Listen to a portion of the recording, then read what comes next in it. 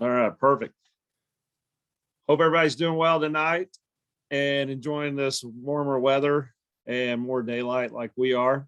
It's you just feel a little bit more alive doing these in the evening when it's not pitch black. So, uh, hey, first of all, I'll start with: is there anybody that has any questions that was with us last session that you're like, "Ooh, I really wanted to ask that before we got started tonight"?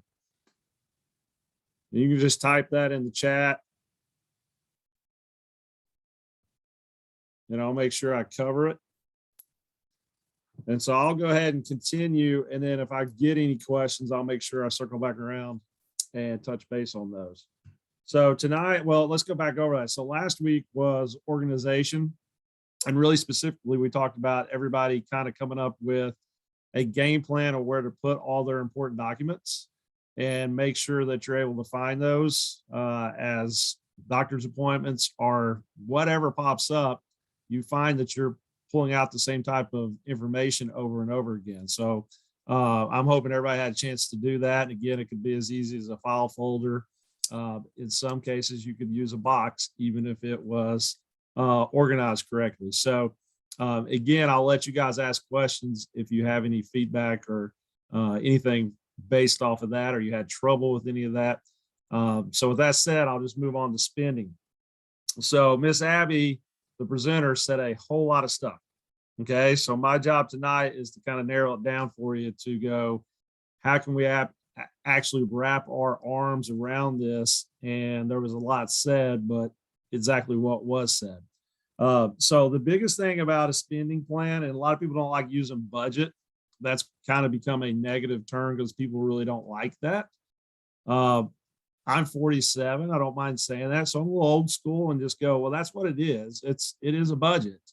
It is a budget for a reason because it's not easy. And so I have to live by a budget and a spending plan as well. Because if I don't and I overspend, obviously my household is in disarray for a while as well. Unfortunately, we see a nation that's completely in debt. So we don't have a very good example. But as far as our personal households go, we have to live by a budget and a spending plan, or we can easily find ourselves in some pretty frustrating situations. So that was the number one thing I wanted to kind of hit on there first. Is I am a big believer in it. I do it myself. I'm a financial planner, and I'll tell you, every client I work with, we talk about what their cash flow needs are, and we talk about how we're going to accomplish those. Because I'll be honest with you, I've had people come in with absurd numbers that they want on a monthly income, and they don't have the assets to provide that. So you have to have some hard decision or conversations to get to a decision to live within that spending plan. All right. The first little bit, just start talking about what is your income coming in. And if we don't have our arms wrapped around that, there's no way we can create a spending plan or a budget. Okay. So the biggest thing I wanted to hit on that first initial is if you don't have, okay, she's telling you guys to post questions right there, and that way I can see them. But if you don't have a guaranteed or fixed amount of income coming in on a monthly basis, then don't put that as your monthly income, right? Whatever your fixed income is that you know you can count on a monthly basis, no matter what source it comes from. Okay. It can come from jobs, from any type of reimbursements that you get that you know that you're going to get. I've even got clients that families are helping support certain areas of their life, whether they wanted to adopt and needed help raising the money. So it doesn't matter where it comes from. Just make sure whatever your budget is, it's based off of money that you know is coming in, as long as you show up for work each and every day or week. Lee, can you hang on just a second? Yeah. Oh, we got a timeout going. Yes.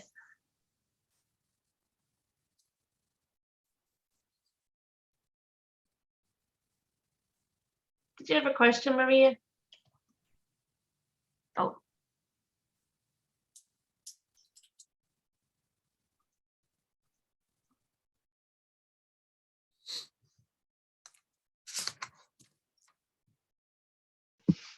Lee, when you need Tammy to share her screen for a handout, she can do that. Just let her know. Perfect. We're getting ready to go there.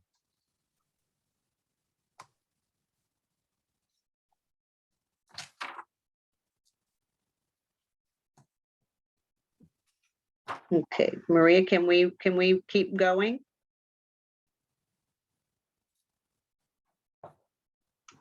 Great, thank you. Go for it, Lee. Thank you. All right, thank you. All right, so I was led right where I wanted to go. So Tammy, if you'll show that first sheet, that's the one for income, and share that screen. All right, perfect. So really what we're going to do, guys, is just look at what are areas of income, okay? And so it doesn't get confusing, just when you see like after-tax wages, okay, just know that's what goes into your bank each month, or that's what you get paid, okay? A lot of times you'll hear pre-tax, after-tax. The after-tax is literally what goes into your bank account and you have to live off of monthly. And that means other things have been deducted, and you don't, and that's what ultimately that you have to spend. So other areas are bonuses, which again, I don't like listing that unless you know it is a guarantee of, hey, I know I'm going to get a $500 bonus this year and you can count on it. Okay. The same with gifts, unless it's a recurring thing that you're getting on a monthly,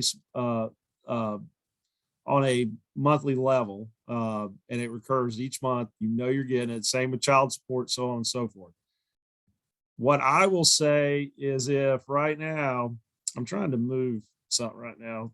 There we go. Now I can operate. Okay.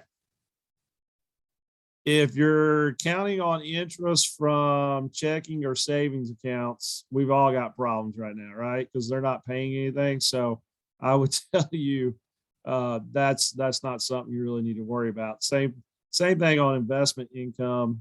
Whoops. Okay, who can scroll down on that thing so I can go? There we go. All right, I can't do that. Okay, so again, I don't like reading to you. The biggest thing I wanted to show you there, though, is really focus in on what your key monthly guaranteed income is going to be, and then we can work from there. So you guys can see that. And if you don't care to scroll on down, please. And just keep on going. So everybody should have this sheet. And even if you do have an other, by all means, fill that in there. Any questions so far?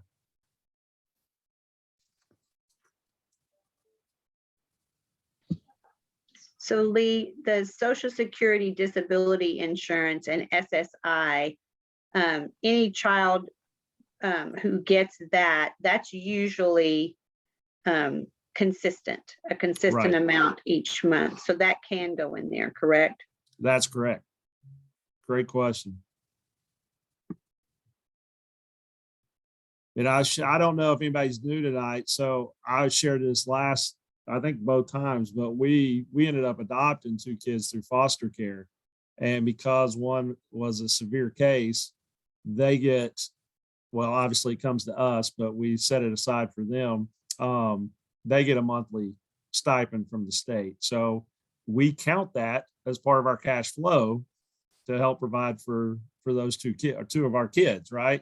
So that's exactly where I would tell you to put it if you're in the same situation, is we know what it's going to be within $5 each month. And so we've created our budget based off knowing that's coming in. So definitely anything that you know you can count on a monthly basis, make sure you include that in the income.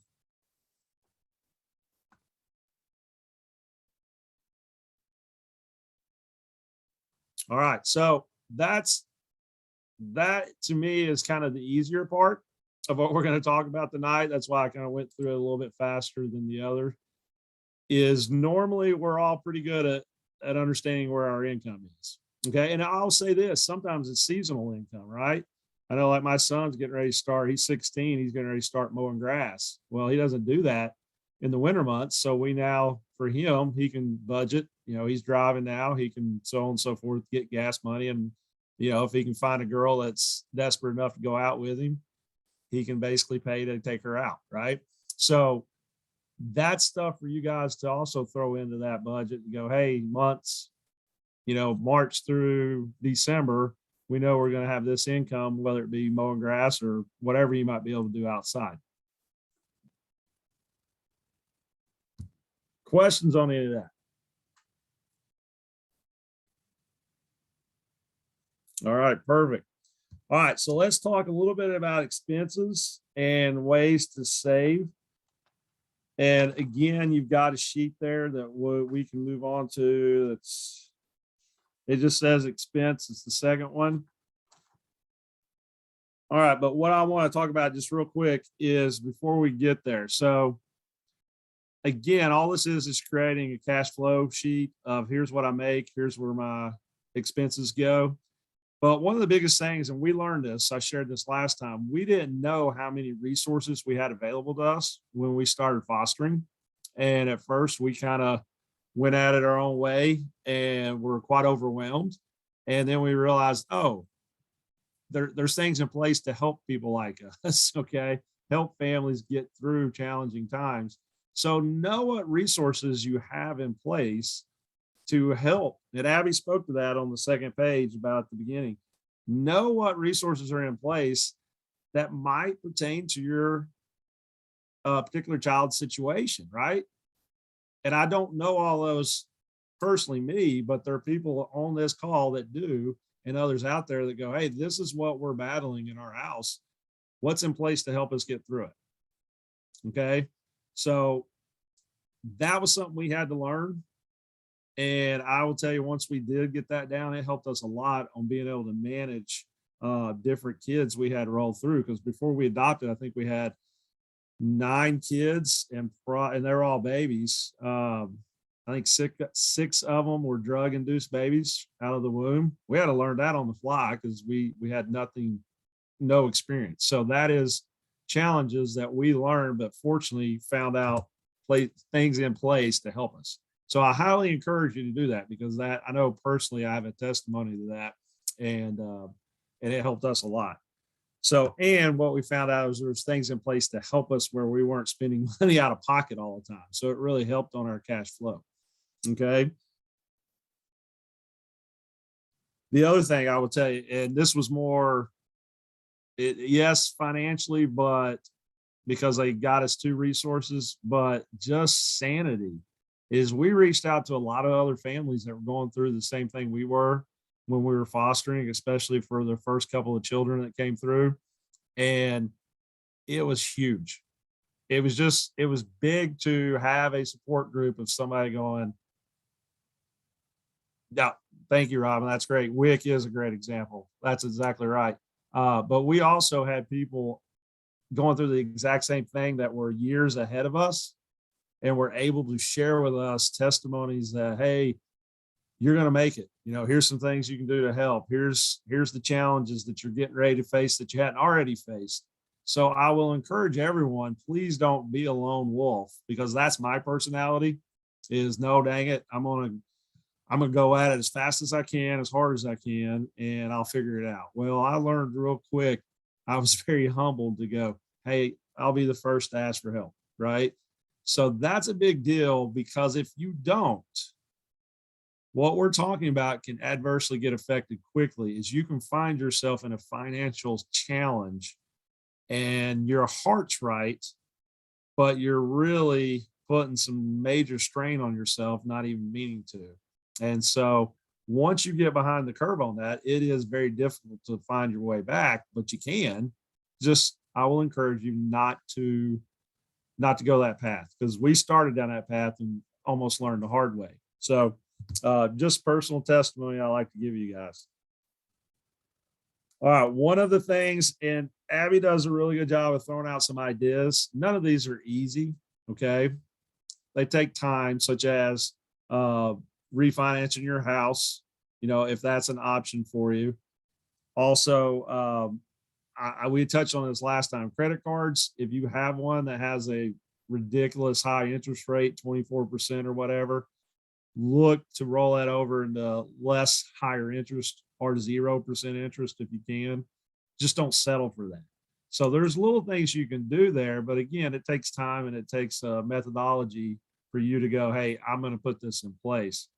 Refinancing right now, you could probably save maybe a little bit of money, but rates have went up this year, interest rates, which affect mortgage rates. So it might not be the best thing for you to do right now because you may not save a ton of money. So that's just a little sidebar, but it doesn't cost you anything to check it out. I'm just telling you ahead of time, the days of 2% and 3% rates, we're not in that time frame.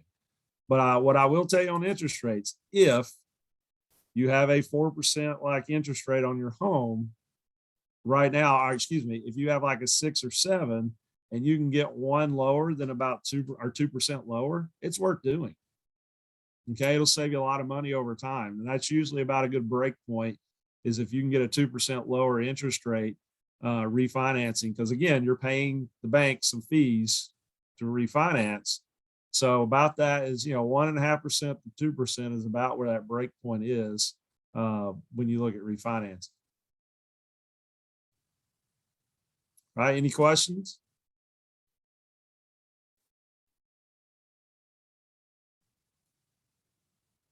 Hey, talking about WIC, it's somebody typing in if they know, but it's Isaiah something, where it's at home that when people foster, they can actually get supplies for kids to help them. We just learned about that about a year ago, went to a fundraiser on it. But if any of you are in that situation, or families, there's a ministry out there now. It's Isaiah something, I can't remember the name of it. I just thought about that literally has supplies to help kids that are in foster program, because so many of them bring their trash bags to the homes, and you can actually take them there and help them get supplies that they've never had, or a lot of them haven't. So again, there's a lot of things out there that we didn't know about. That's it. Isaiah 117. Thank you, Brittany. So again, just, we're always looking to learn because we've been there. And so I'll pass anything. I don't have a lot of knowledge, but I'll pass what little bit I've got to you. So, okay. So talking about that, here's the one thing, and then we'll get to the expense side of it. If you are battling healthcare bills, okay, number one thing to do is when you get a healthcare bill, make sure it's the correct amount. And I know it's hard because they'll send you maybe 2 or 3 after they took a discount here. Just make sure it is what you thought, at least in a ballpark, because I can't tell you how many people, because the healthcare system's broke as far as how they've got it organized, right? So they're sending out to get reimbursements. So it's just messed up. So don't just take a bill that you got and go, oh, okay, that's what I owe. No, make sure it's in line with what you were expecting. Okay. If you're hit with something, just an emergency, you had to deal with it within a family, a medical emergency, and it's a bill you're struggling to pay. Okay. We've all been there before. Call the provider. The worst thing you can do is sit at your house and go, I can't pay it. I'm just going to be stressed out. Call whoever the provider the bill's coming from and work out a payment plan with them. Okay. When I was in college, my first 2 years out, I was a school teacher and I had some medical situation pop up. I wasn't making a lot of money, so I couldn't pay them. But what I learned real quick is, if I just offered to pay what I could afford monthly, they worked with me until I got it paid off. And in most cases, it's 0% interest. So don't just sit there and stress out about medical expenses and go, well, I'm just not going to pay it. No. Figure out what you can pay. They would rather you pay $10 a month and get paid over time than pay 0 just because you can't afford the overall bill. So just something I wrote down to kind of share with you that, hey, that is something to take in consideration, because as soon as people sit at home and go, I'm not paying this because I just can't afford it, that's when things start to snowball and it can get out of control quickly as far as expenses go. All right. So I laughed a little bit as I was watching this earlier, well, actually last week and then again today, is when Abby said, "Hey, how can you get more money?" Right. And y'all can see those. I'm not going to read to it. And the first one, though, said, "Ask for a raise." And I kind of laughed about that because that's not always easy. Right. I know it wouldn't be for me. So here's why I started with that one. You could not be in a more favorable working environment than you are right now. Okay. What I mean by this is most employers are dying to get good employees. So if you're a good employee and you're in a position where you need to make more money, but maybe you just can't work at night, right? There's no way you can take care of your family and work a second job. You are in a strong position right now. I'm on page 2 of the what Abby was speaking. So basically the script. So towards the bottom of the script, it said some other ways you can increase your income. And that was that's the second page in the spending tab. And again, I'm telling you what most of it says. So if you were like, I don't have it, don't worry about it. But here's what I was going to say on that. Right now, you can ask for a raise and most employers are going to give it to you as long as you've earned it, right? So we all know whether we're doing our job well or not. But it is really a situation. I work with a lot of business owners, and to a T, if they have a good employee and they want to retain them and keep them, they're willing, within reason, both parties being fair to each other, they're really right now at a place they're willing to do whatever it takes to keep them. And so just remember that you've got a very strong negotiating side right now to go, hey, this is a good time maybe to get a raise.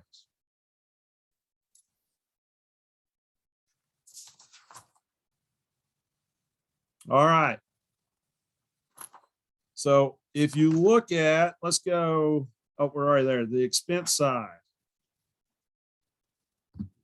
All right. Most of these, I think everybody's going to kind of you'll have a very good idea of what it is. Okay. The biggest thing I find that people struggle with is they'll take, if you have a bill that's $2,000 a year, they forget to do a monthly budget based off that, right?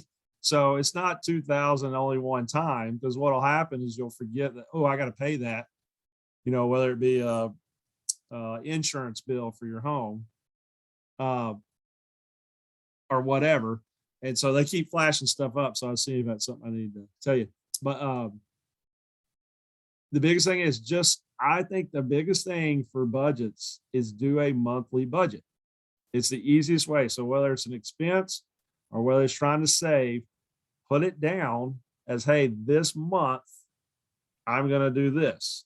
And this stuff we're talking about, guys, is really difficult to do only based off 1 month. But what I would tell you is don't take December into consideration, because most of us spend more, whether it be traveling for the holidays, presents for the kids, whatever it may, grandkids, whatever it may be. That's probably not your best month to go, oh, this is my normal budget. Okay. So what I'll encourage you to do is probably take that February, March, April, all the way till about Thanksgiving. And that's a really good way to start going or formalizing a true budget or a cash flow. Okay. So what I'll tell you to do is write down everything. I'm a big fan of, I used to do a receipt system when I was a teacher, where I literally would keep my receipt and I'd write it down and I budgeted to the penny. Today with electronic banking, you don't have to do that as much. So you have to know your spending habits better than anybody. And we talked a little bit about this last week. So as you budget, you've got to have some fun money. So there's one in here that says on that little expense list, if you'll slide down, please. Keep going, keep going. All right, that's good right there. So right there with cable TV, groceries, meals eaten out.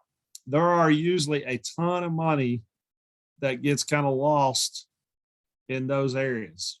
Okay. So cable TV, where does that come from? Well, you can buy movies on about anything now, right? Whether it's cable, Hulu, fill in the blank. So you got to be disciplined to go, all right, no, I can only have $50 a month going towards that. I can't buy 3 or 4 movies a month. Okay. So that's where you really get. Okay. I'll do that on the, here's a question. How would you record insurance for the car that is due twice a year? Break it down monthly. Okay. Go ahead and have that budget, taking it out. Abby alluded to that. Okay. And what you're doing with that money till you need it is you put it in a savings account. So you can easily attach or put it in a cash envelope if that's what you need to do. But go ahead and break it down monthly where it's coming out of your cash flow and you're saving for it. Because even if it's $50 a month, if you don't do that, if you're like me and most people, you're going to spend it. And then that insurance bill is going to come due in 6 months. And you're going to be like, oh, shoot, I don't have it. So that's what I would tell you. And then on cable, groceries, eating out. I know for our family, we've got 4 kids. We're on the run a lot. We have to really manage how much we eat out, because if we don't, we will spend a ton of money, not meaning to, but just because we're on the run, it's easier and more convenient.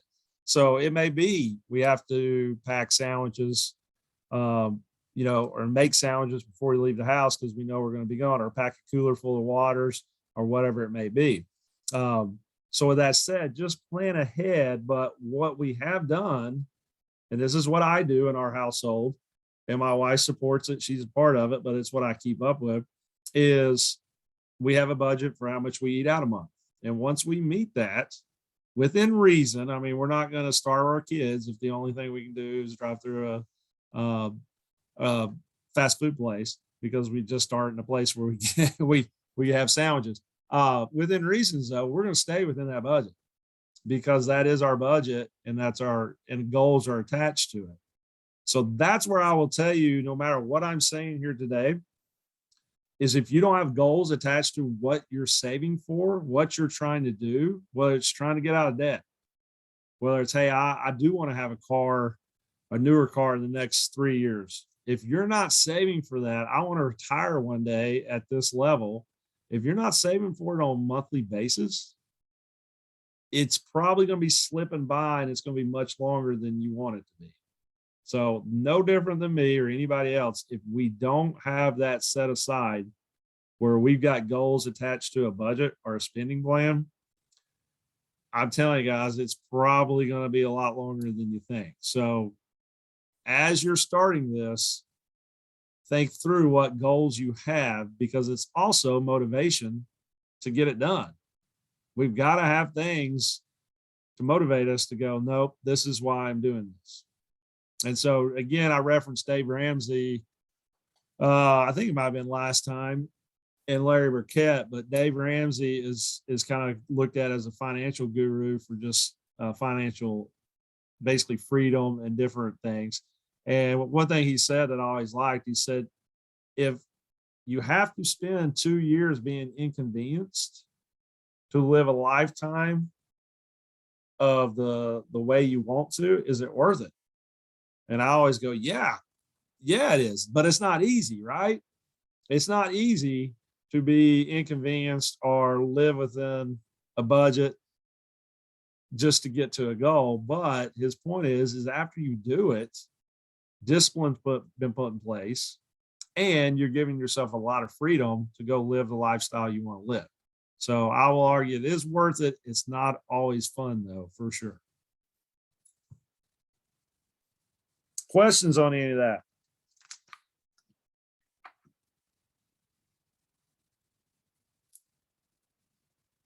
Okay. You guys are way too quiet tonight. If you'll scroll down, please. Okay, and all that, I'll tell you, stop for just a second. So all that is pretty much, and then there's a last one for miscellaneous on the other page. That is more towards just daily living, as if all of us didn't have kids, right? We're just we're living and we're going to try to stay within the means we want to. But then you go, whoa, hang on.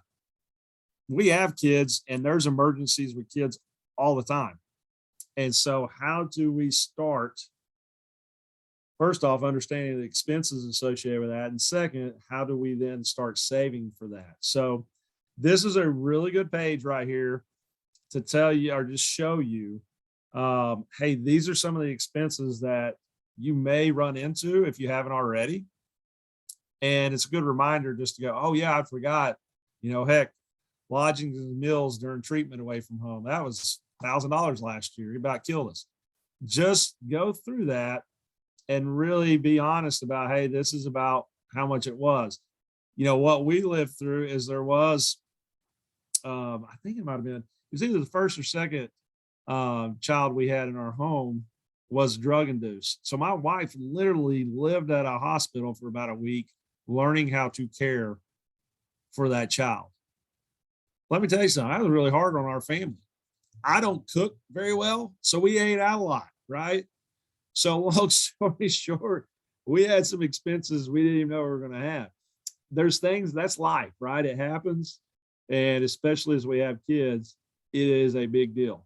So really take time to go through that and make sure you have your arms wrapped around that to some degree. And even if it's an annual expense, break it down to a monthly expense so you can fit it into your spending plan.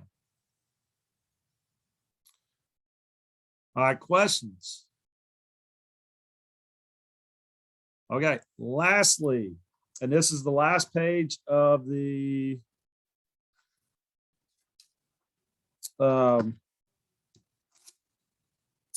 what Abby spoke of. You can tell it's been a long day. There's little words that I can't think of right now. So her script is the word I was thinking about. So it's the last page of her script.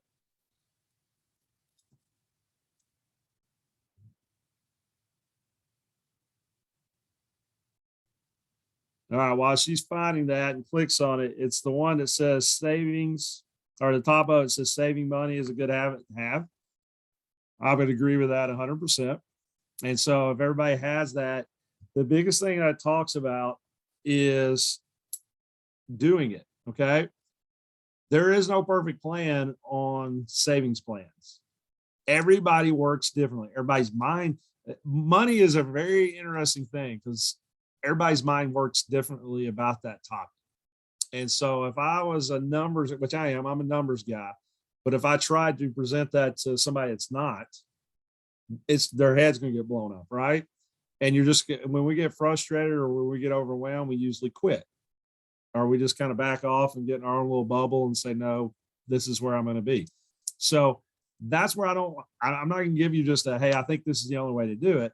I think you got to find what your way is. But I will tell you this, if you don't take time to do a cash flow statement of your income and then your expenses and what's left after, okay, then we'll talk real quickly if that's nothing right now, okay? But if what's left after, you then have to take ownership of that and go, okay, I want to do this with it. And I'm a big fan of savings. I think it's one of the few things we can do that really helps us in time of emergency, right? Preparing for that.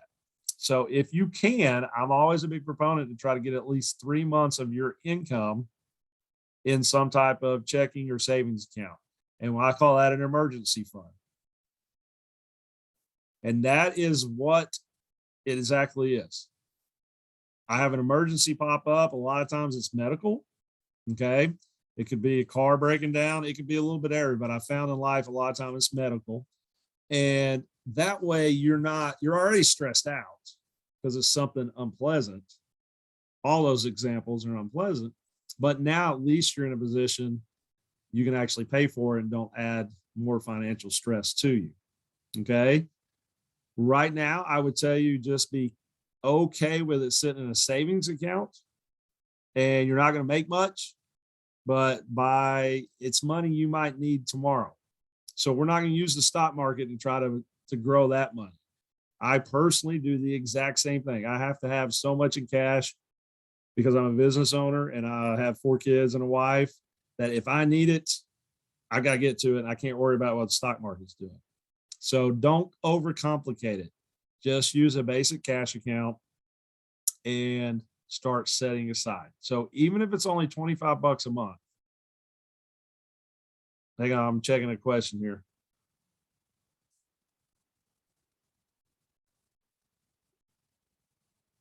Perfect. So I think everybody can see that.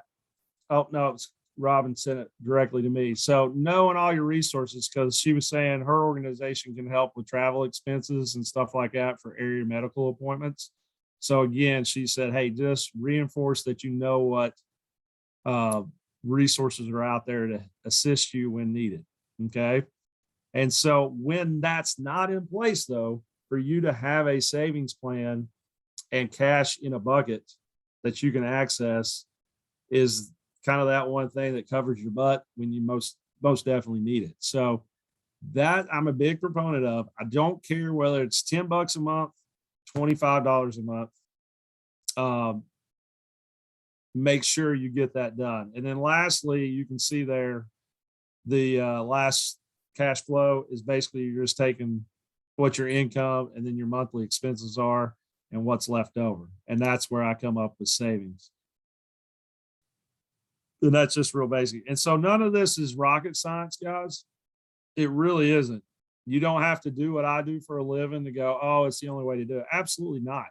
It is literally taking ownership of your budget and going, hey, I'm going to maximize it to the best ability that I can.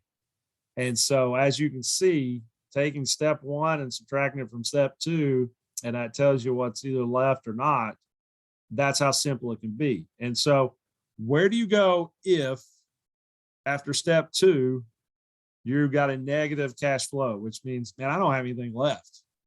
Okay. At that point, you have to go back to your expenses and start cutting. And so I told you I was a school teacher. I didn't have cable. I didn't have internet for a period of time, which is crazy to think of now, right? There were things I didn't do during that time that I would have liked to, but I just didn't have the money to do it. So it's not easy. I'm not saying it's that easy to fix. It just takes you to go, hey, I'm willing to sacrifice for a little bit to get where I want to get as far as an ultimate goals. So take time to really go through these lists and these budgets and go, all right, I'm really going to be disciplined enough to write it down. Because I will argue if somebody's not disciplined enough to write it down, they probably aren't real serious about getting their arms wrapped around their budget. You have to personally take ownership of it and take time to do it. And if you are in a situation where you're like, I am underwater, I don't know what else I can do because I've tried all this, as I've told everybody last time, here, I'm going to send it to Robin again. She can share it or however this goes. But here's my email address. And I am more than happy to talk to anybody if you have a need outside of this meeting. And so you can email me and say, hey, Lee, here's my specific situation, my struggle. I really don't know what else to do. And I will help you guys any way I can as far as giving you some information or providing resources, so on and so forth. But that is, we all go through those hard times where it's just not working, right? The dollars and cents don't add up. So if you're at that situation, it's not hopeless. We can figure out a way to try to help you. But if you ever email me and go, or anybody really, and go, hey, I really don't know what my budget is. I don't know how much, it just doesn't feel good. You're probably not going to get a lot of love, right? Because you haven't taken time to really take ownership of it. So take time to challenge yourself to go, hey, I am really going to spend time. That's a goal of mine for the next 3 months to come up with a good budget. And then I really feel like you'll be on a course for some financial freedom, because that's what it takes, is for us to understand our budget before we can do anything. Questions on anything? I think we're about done.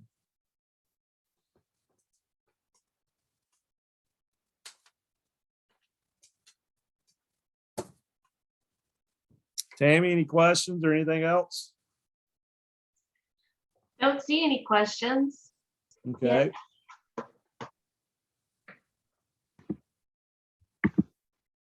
I I was tried just to give gonna, us 5 minutes. We got 3 minutes. So that's good. That was good. All right, You well, get a lot of information in that 1 hour time. Oh, it's crazy. And I'm sorry I talk so much, guys, but I want to get in. So let me end with this is I truly mean that.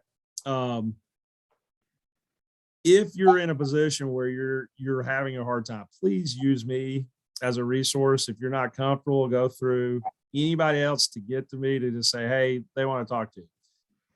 Okay, I will tell you though, that's why I said, hey, I'm going to always come back to what are you doing to try to help that situation? But there are times we've all been there where we just get swamped. And I just don't want anybody ever to feel hopeless because I don't feel like any of us are. There's ways to help each other. So please don't hesitate to send me an email and we'll go from there. But again, because it's not, it really isn't an easy topic because it's not that easy. Just go, well, budget, right? No, there's a lot of moving parts we just talked about and it's a lot of information. So mine tonight is to give you some information, but to also encourage you that it's never hopeless. We got to help each other through it and understand that we have to take ownership of it before we can actually get to maybe some financial freedom. So that's all I have left to say. Or anybody else have Lee, anything? will you put your email up there again in the chat? Because I think we've got, well, I don't know if we have anybody new, but just in case someone does not have that. I sent one to Robin, but it looks like, yeah, it was just a direct message.